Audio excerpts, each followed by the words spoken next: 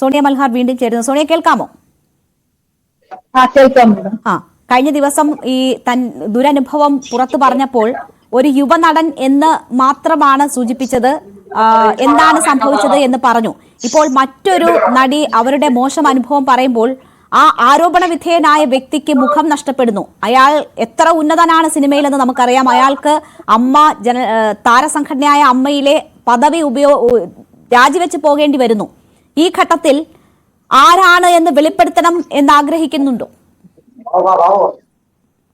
ഇല്ല, ഞാൻ അദ്ദേഹത്തിന്റെ പേര് ഇനി പറയാൻ ആഗ്രഹിക്കുന്നില്ല. അതുകൊണ്ട് തന്നെ ആ ഒരു സബ്ജക്റ്റിലേക്ക് കിടക്കുന്നുണ്ട്. ബിക്കോസ് അവർക്ക് ആ ഒരു സമയത്ത് ഇത്രയും വർഷമായി ഞാനത് എന്നോട് മാപ്പ് പറഞ്ഞു, ആ പ്രശ്നം പരിഹരിച്ച് പിന്നീട് ഒരിക്കൽ പോലും ഒരു ടെക്സ്റ്റ് മെസ്സേജ്, ഒരുപാട് സാധ്യതകൾ ഉണ്ടായിരുന്നു അവരുമായിട്ട് കമ്മ്യൂണിക്കേഷൻ ഉള്ളതാണ്. പക്ഷെ ഏതെങ്കിലും സോഷ്യൽ വർക്കോ അല്ലെങ്കിൽ എന്തെങ്കിലും ഹെൽപ്പ് സമൂഹത്തിന് ചെയ്യണമെങ്കിൽ അദ്ദേഹം ചെയ്തു കൊടുക്കുന്നത് മാപ്പ് പറഞ്ഞ് വളരെ മാന്യമായിട്ടാണ് ഇത്രയും വർഷം ഒരു വാക്കുകൊണ്ട് പോലും എനിക്ക് അദ്ദേഹത്തിന് ഒരു ബുദ്ധിമുട്ട് പിന്നീട് വന്നിട്ടില്ല. പക്ഷെ ഇതിപ്പോ എന്തിനാണ് അന്ന് നടന്നിട്ട് പറഞ്ഞെന്ന് വെച്ചാൽ ഇൻഡസ്ട്രിയിൽ വരുമ്പോൾ നമുക്ക് അതേപോലത്തെ അനുഭവങ്ങൾ ഉണ്ടായിക്കൊണ്ട് തന്നെയാണ് എന്നെ പോലെ ആളുകൾ കടന്നു വന്നിട്ടുള്ളതെന്ന് അറിയിക്കാന്.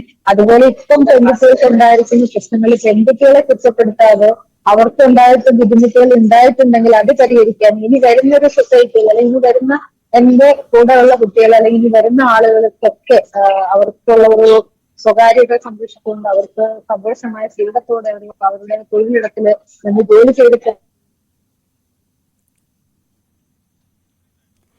തീർച്ചയായും ഇനി വരുന്നവർക്കെങ്കിലും താൻ അനുഭവിച്ച ബുദ്ധിമുട്ടുകൾ ഉണ്ടാകരുത് എന്ന ഒരു ചിന്തയാണ് ഈ രീതിയിൽ ഒരു തുറന്നു പറച്ചിലിന് ഇടയാക്കിയത് എന്നതാണ് സൂചിപ്പിക്കുന്നത്. ഒരു യുവനടനെതിരെയായിരുന്നു സോണിയ മൽഹാർ ആരോപണം ഉന്നയിച്ചിരുന്നത്.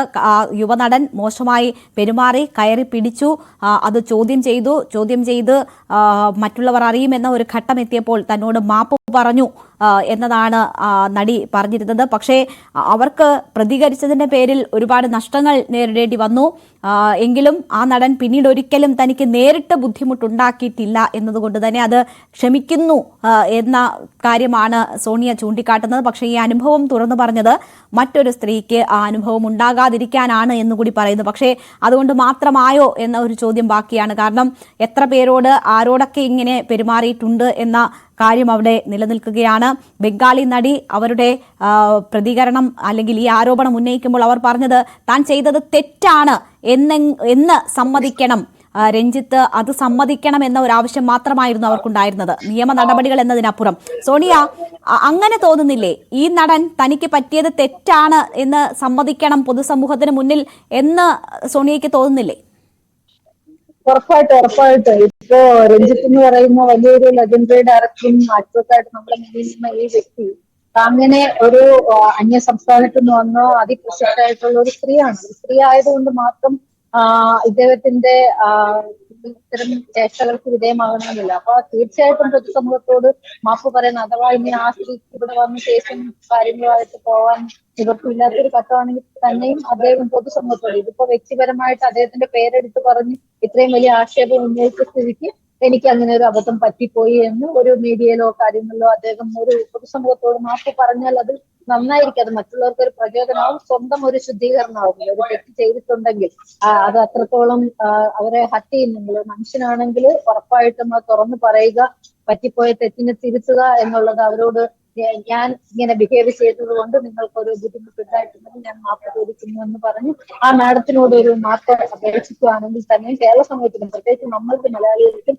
അതൊരു അഭിമാനത്തിന്റെ കൂടെ പ്രശ്നമാണ്. കാരണം അന്യ നാട്ടിൽ നിന്ന് ഒരുപാട് ആഗ്രഹത്തോടെ ഒരുപാട് സന്തോഷത്തോടെ വലിയ സിനിമ എന്നുള്ള ഒരു ഒന്നിന്റെ പേരില് ഇത്രയും വലിയൊരു ലേഡി ഇവിടെ വരികയാണ്. ആ നടിക്ക് കിട്ടേണ്ട റെസ്പെക്റ്റോ കാര്യങ്ങളോ കിട്ടുന്നതിന് പകരം അവരെ അപമാനിച്ചു വിട്ടിരിക്കുകയാണ്. അത് നമ്മുടെ നാടിന്റെ സംസ്കാരത്തിന്, ദൈവത്തിന്റെ സ്വന്തം നാടെന്ന് പറയുന്ന ആളുകൾ ഈ കാവാലികളുടെ സ്വന്തം നാടായി വളർത്താതെ ഒരു ആർട്ടിസ്റ്റിന്, അത് നമ്മുടെ നാട്ടാണെങ്കിലും അന്യ സംസ്ഥാനക്കാരാണെങ്കിലും എല്ലാവർക്കും ഇവിടെ വന്ന് സമാധാനത്തോടെ ജോലി ചെയ്ത് അവരുടെ നാട്ടിൽ നിന്ന് പോലുള്ള സ്ത്രീകൾക്ക് കൊടുക്കുക, അവരുടെ ശരീരം കുറച്ച് മാംസപിണ്ഡം മാത്രമല്ല വലിച്ചു കീറി ഉപയോഗിക്കാൻ പറ്റുന്ന കുറച്ച് ടോയ്സ്, സെക്സ് ടോയ്സ് ആയിട്ട് നമ്മുടെ സ്ത്രീകളെ ഉപയോഗിക്കാതെ ഉപയോഗപ്പെടുത്താതെ നിങ്ങൾക്ക് വീട്ടിനകത്ത് നിങ്ങളെ പറ്റിയിട്ട് ഒരു മാതാവാണ്, ഇപ്പൊ ആവശ്യമുള്ളിടത്ത് ഉപയോഗിക്കാം. ഇപ്പൊ നിങ്ങൾ ചെയ്യേണ്ടെന്നൊന്നും ആരും പറയുന്നില്ല. ഇതിപ്പോ ഓരോ സ്ഥലങ്ങളുണ്ട്, ആ സ്ഥലത്ത് പോയി കളിക്കുക. അല്ലാതെ കലാകാരികളുടെ മേൽ കുതിര കയറുന്ന ഇത്തരം സംഭവങ്ങൾ ഇവിടെ അവസാനിപ്പിക്കുക. ഇത്തരം ഏത് വലിയ കൊമ്പത്തെ ആളായാലും ശരി തന്നെ ഇത് പാഠമാണ്. തീർച്ചയായും അതൊരു പാഠം തന്നെയാണ്. സോണിയ, ഇവിടെ സോണിയയോട് മോശമായി പെരുമാറിയ ആളും പൊതുസമൂഹത്തിന് മുന്നിൽ ഇങ്ങനെ ഒരു ഏറ്റുപറച്ചിൽ നടത്തണമെന്ന് സോണിയ കരുതുന്നില്ലേ?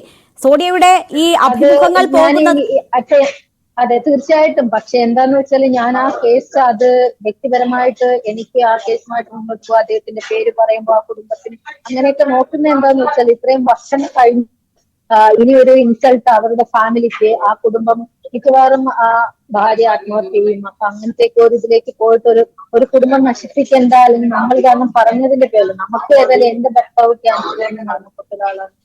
ഒറ്റയ്ക്ക് എന്റെ കുടുംബം കൊണ്ടുപോകുന്ന വ്യക്തിയാണ്. എത്രത്തോളം കഷ്ടതയിലാണ് ഓരോ നിമിഷവും കടന്നു പോകുന്നതെന്ന് എനിക്കറിയാം. അപ്പൊ തീർച്ചയായിട്ടും അങ്ങനെ ഒരു സാഹചര്യം മറ്റൊരു കുടുംബത്തിന് വേണ്ട എന്ന് വിചാരിച്ചിട്ടാണ്. അപ്പൊ അവരുടെ ഒരു സ്റ്റാർഡം അവർ നല്ല അഷ്ടാണ്, കാര്യങ്ങളെല്ലാം ആണ്. എനിക്ക് പിന്നീട് ഒരു ബുദ്ധിമുട്ട് എന്നോട് പേഴ്സണലി അദ്ദേഹം ക്ഷമ ചോദിച്ചു. അത് അവിടെ സോണിയ, ഒരൊറ്റ കാര്യം കൂടി ചോദിച്ചോട്ടെ. സോണിയയുടെ ഈ അഭിമുഖങ്ങൾ വരുന്ന വീഡിയോകൾക്കൊക്കെ താഴെ ഒരു യുവനടന്റെ ഫോട്ടോയും ആ രീതിയിലായ അദ്ദേഹമാണ് എന്ന പ്രചരണവും നടക്കുന്നുണ്ട്. എല്ലാവർക്കും പരിചിതനായ ആ ഒരു യുവനടൻ ആരോപണ നിഴലിലാണ്.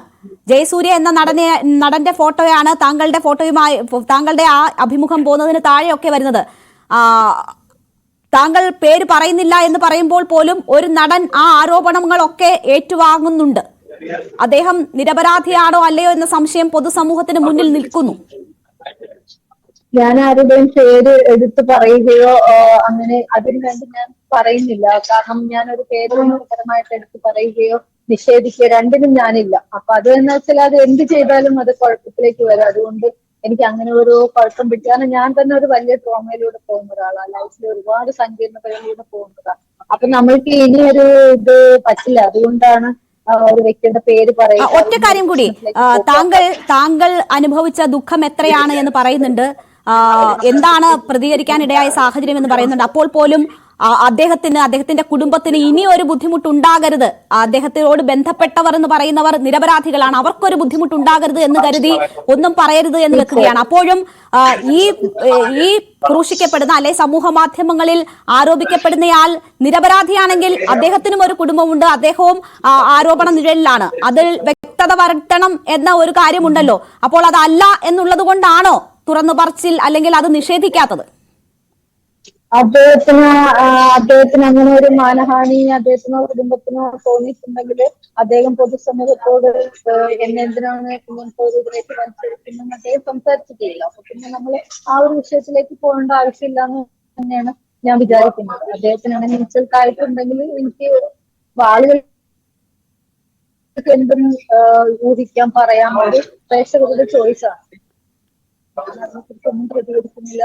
അദ്ദേഹത്തിന് അങ്ങനെ ബുദ്ധിമുട്ടൊന്നും ആവശ്യമുണ്ടെങ്കിൽ അദ്ദേഹം പൊതുസമൂഹത്തോട് ചോദിക്കട്ടെ, എന്തിനാണ് അദ്ദേഹം സൈലന്റ് അല്ലേ? അപ്പൊ നമ്മൾ ആ ഒരു പേരിലേക്ക് അധികം എന്തിനാണ് നമ്മൾ കടക്കുന്നത് എന്നുള്ളതാണ്. അപ്പൊ അവരെ കഴിച്ച് വിട്ടേക്ക്. അപ്പൊ ഞാൻ ആളുകളെ ഒരുപാട് പാവപ്പെട്ട ദുൽഖർ സൽമാൻ ഇവിടെ കിടക്കുന്നു, അവരെ വരെ പറഞ്ഞ ആൾക്കാർ എഴുതുന്നു. അപ്പൊ ഞാനിതൊന്നും ശ്രദ്ധിക്കുന്ന കമന്റ് ഒന്നും വായിക്കാൻ നമുക്ക് അധികം സമയമില്ല. അപ്പൊ നിങ്ങൾ തരുന്നൊരു സപ്പോർട്ട്, മീഡിയ തരുന്നൊരു സപ്പോർട്ട്, നമുക്ക് ഇത്തരം ദുരനുഭവങ്ങൾ ഉണ്ടായിട്ടുണ്ടെന്നുള്ള സത്യം തന്നെയാണ്. അതിന് എവിടെ ചോദിച്ചാലും മരിക്കുന്നതോടെ ഇതെല്ലാം സത്യം തന്നെയായിട്ട് നിലനിൽക്കും. ആ നടനും അറിയാൻ ആരാണെന്നുള്ളത്. ഞാനായിട്ട് ഒരു പേരോ കാര്യങ്ങളിലേക്ക് പോയി അവരുടെ ഫാമിലിയെ ബുദ്ധിമുട്ടിക്കുന്നില്ല. ആളുകൾ എന്തോ അസംഷനിൽ എത്തിക്കോട്ടെ, അതിലിനിപ്പോ നമുക്കൊന്നും പറയാനില്ല.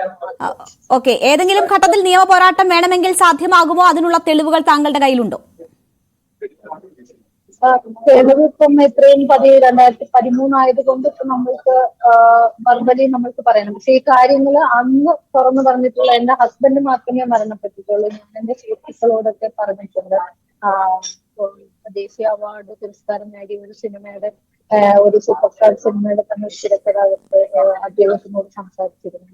അപ്പൊ അങ്ങനെ എന്റെ വളരെ അടുത്ത കുറച്ച് ആളുകൾക്ക് ഈ കാര്യങ്ങൾ അന്ന് പറഞ്ഞത് ഓർമ്മയുണ്ടാവും. ഒക്കെ ഉണ്ടാവുള്ളൂ. പിന്നെ നമ്മള് ഇത്രയും വർഷത്തോടെ ഇതുപോലെ എവിഡൻസ് വെച്ചിട്ട് പിന്നെ എന്ത് പ്രൂവ് ചെയ്തിട്ടും എന്ത് ചെയ്യാൻ, അങ്ങനെയൊന്നും അങ്ങനെ ചെയ്യില്ല. ഇപ്പൊ കോടതി പോയാലും ഇപ്പൊ ശരി, എന്തായാലും ഇപ്പോൾ ഈ ഘട്ടത്തിൽ നിയമ നടപടിക്കില്ല എന്നതാണ് സോണിയ പറയുന്നത്.